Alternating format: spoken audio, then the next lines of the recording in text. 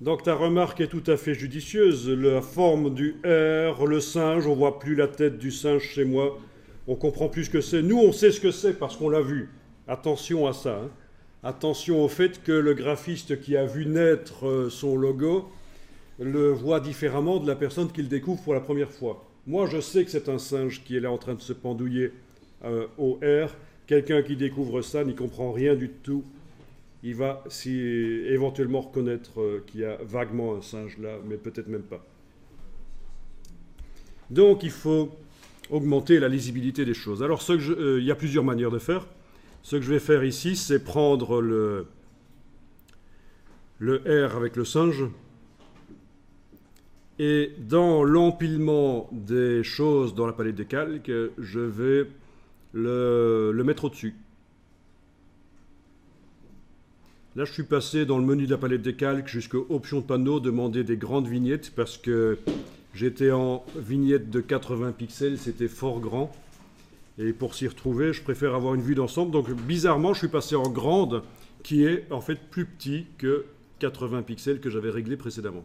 Ça, c'est donc dans le menu de la palette des calques, tout en bas, les options de panneau. Il faut jouer avec ça, il n'y a pas le choix. Alors, l'élément qui est là sélectionné, je vois que c'est celui-là. Je vais le prendre par la palette des calques ici et le déplacer au-dessus de tout. Voilà. Mais bon, vu qu'il est noir et que ce qui est derrière est noir aussi, ça ne change rien du tout. Pour l'instant. Maintenant, je vais lui mettre un contour, un fond, un deuxième fond. Pour l'instant, il a un fond noir. Je vais lui mettre sous lui un fond blanc que je vais agrandir par un effet de décalage. On pourrait aussi mettre un contour blanc, oui. Oui, un contour blanc en dessous, ça marcherait aussi. Donc, vous avez cet objet-là qui est sélectionné. Il est au-dessus, parfait. S'il n'est pas sélectionné, vous le sélectionnez. Est-ce qu'il est sélectionné, là? Ben non. Il n'est pas sélectionné. On n'est pas dans Photoshop. Le fait que la vignette soit bleutée comme ça n'indique pas qu'il est sélectionné. D'ailleurs, on ne voit pas les points d'ancrage. Si vous voulez sélectionner par la palette des calques, il faut utiliser la cible ici. On clique sur la cible et là, il est sélectionné. La cible, c'est une double rondelle. Là, il est sélectionné. On va aller dans la palette aspect, menu fenêtre aspect, parce que c'est là qu'on gère les fonds multiples et les contours multiples. Donc c'est vrai qu'on pourrait même se passer de la palette aspect et jouer avec la palette contour, mettre un contour blanc et dans la palette contour demander qu'il aille à l'extérieur, c'est possible aussi. Bon, jouer avec la palette aspect, c'est pas mal aussi. Donc, je demande qu'il y ait un nouveau fond, menu de la palette aspect, ajouter un nouveau fond, ou alors je duplique celui-là en l'amenant sur le bloc de feuilles. Donc j'ai deux fonds noirs. Donc je pourrais jouer aussi avec des contours, bien sûr. Le problème des contours, c'est que quand on met de la transparence sur le fond du dessus, on voit l'épaisseur du contour qui apparaît. Alors voilà, sur le fond d'en dessous, je vais le mettre en blanc.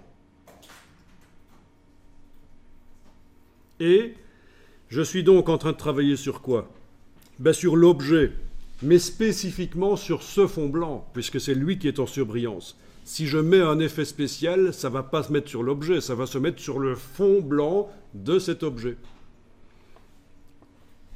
Si je voulais que ça se mette sur l'objet, je clique en dessous de tout et il n'y a aucun fond, aucun contour qui est spécifiquement désigné. Et là, l'effet spécial que je mets va se mettre sur l'objet qui est actuellement sélectionné. Mais là, je veux le mettre sur le fond. Donc je mets en surbrillance le fond et je vais dans Effet, Tracer, Décalage.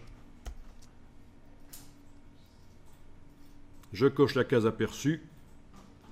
Et voilà, j'ai la valeur de décalage que je peux changer ici. 2 mm par exemple, touche tabulation pour valider. 6 mm touche tabulation pour valider.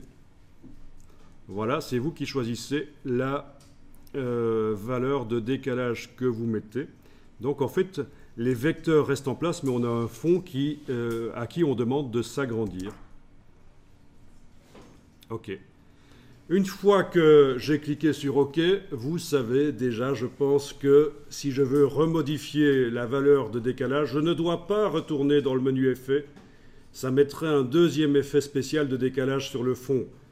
Je dois ouvrir le fond avec le petit triangle et cliquer sur le mot décalage si je veux modifier la valeur de décalage. Essayons avec 8, touche tabulation, etc., etc.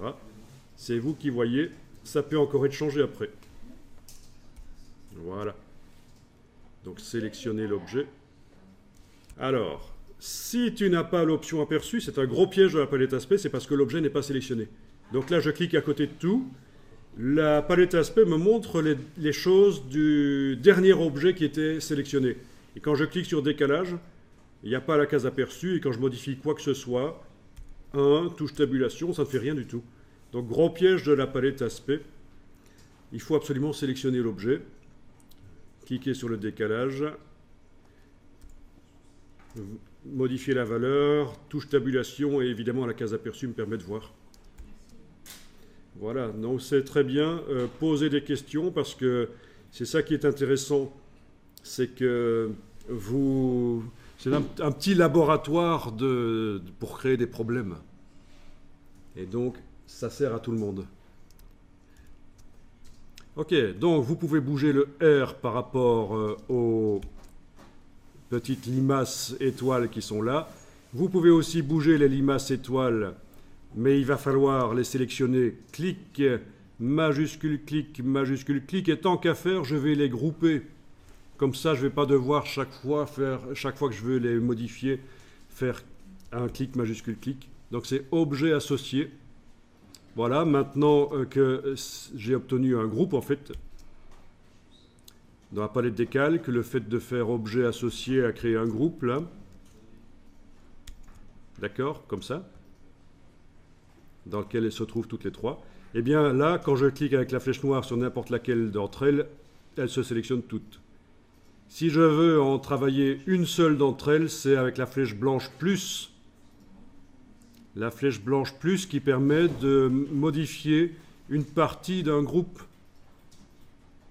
Voilà. Cliquez pas plusieurs fois, sinon ça sélectionne tout, hein, parce que c'est le principe de cet outil qui s'appelle l'outil de sélection directe progressive. Plus vous cliquez sur un objet, plus ça remonte dans la hiérarchie. Mais la hiérarchie ici, il y a juste un objet et un groupe qui contient l'objet, mais parfois on a plein de sous-groupes. Voilà, donc il est possible d'aller modifier la position des objets, voire même les transformer pour les faire plus petits, plus grands, etc. Avec la flèche blanche plus, même si elles font partie d'un groupe. Et avec la flèche noire, donc, vu que c'est un groupe, ça modifie la position de tout. OK.